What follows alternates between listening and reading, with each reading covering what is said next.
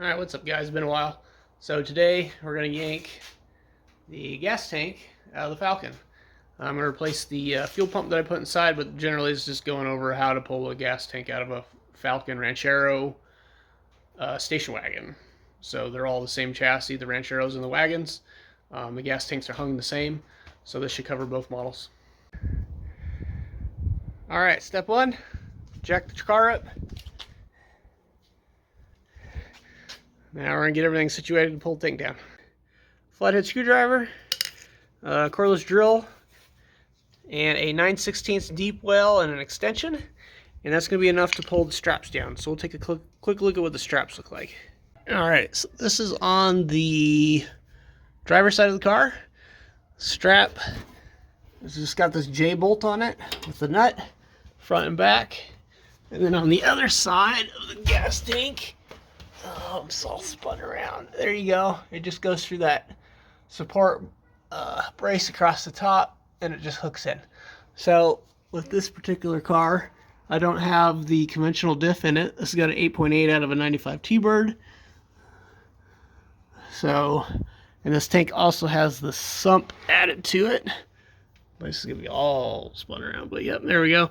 So honestly, all you have to do is disconnect the fuel inlet pipe, and then some electrical and some fuel lines, and you'll be able to pull the pump or the tank down. I could use a manual over here.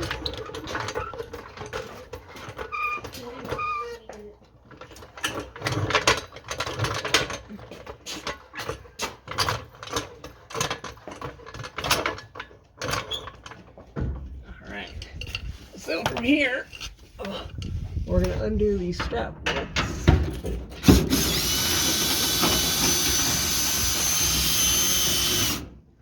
Keep holding it this way. This way? Yeah.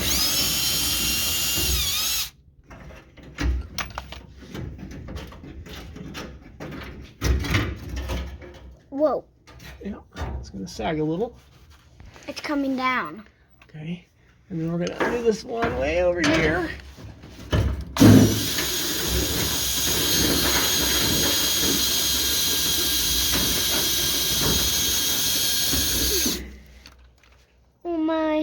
Oh my. I need a fan to block the sun.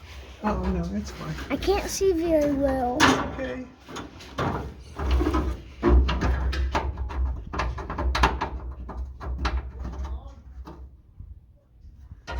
Okay. So then from here, I gotta pull the fuel inlet out of the way. And I forgot about this guy. Since I have an electric fuel pump, I have, oh no, the zip tie's on the wrong side. Oh no. Alright, let me see. So I have an electrical line there that goes over the fuel pump and another fuel line, so get those pulled out of the way. Cool, so at this point we got the straps down and fuel line and electrical disconnected. So now you just have to get the front of the gas tank to clear the back of the diff, and you can lower the whole thing on the ground.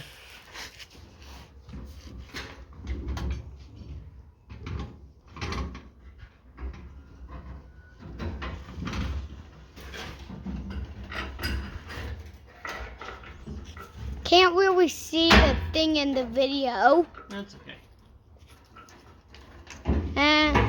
Oh, now you can. There we go. All right, now we'll drag it out.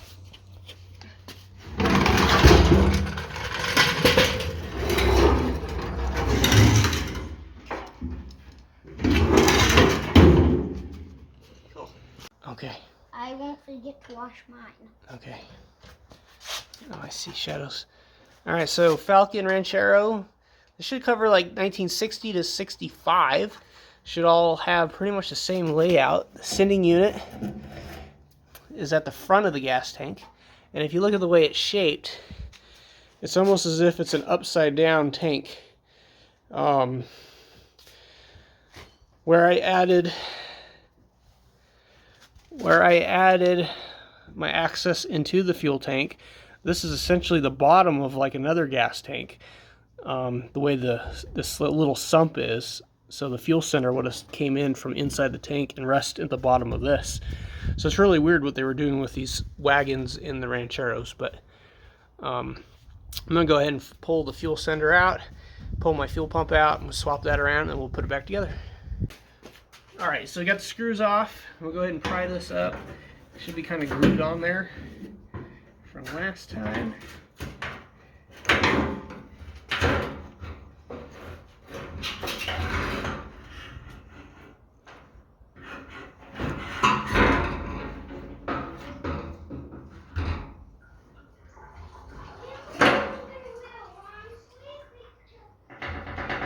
Cool. Awesome.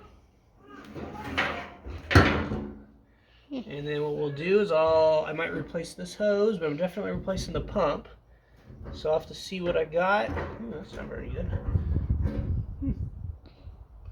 Yeah, might have to make some little improvements. Alright, just like that. New pump swapped on. It's got a shorter feed tube, which is fine, because the other one was a little long. This one's probably going to be a little long, but that's okay. So I have to shove it down in the hole and get it down into the sump.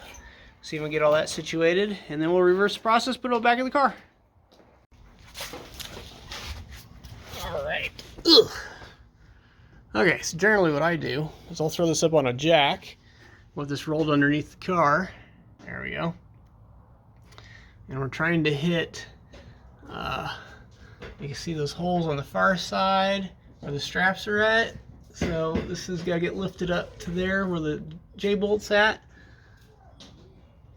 And the hose will line up with the hole on the tank. And so give me a minute.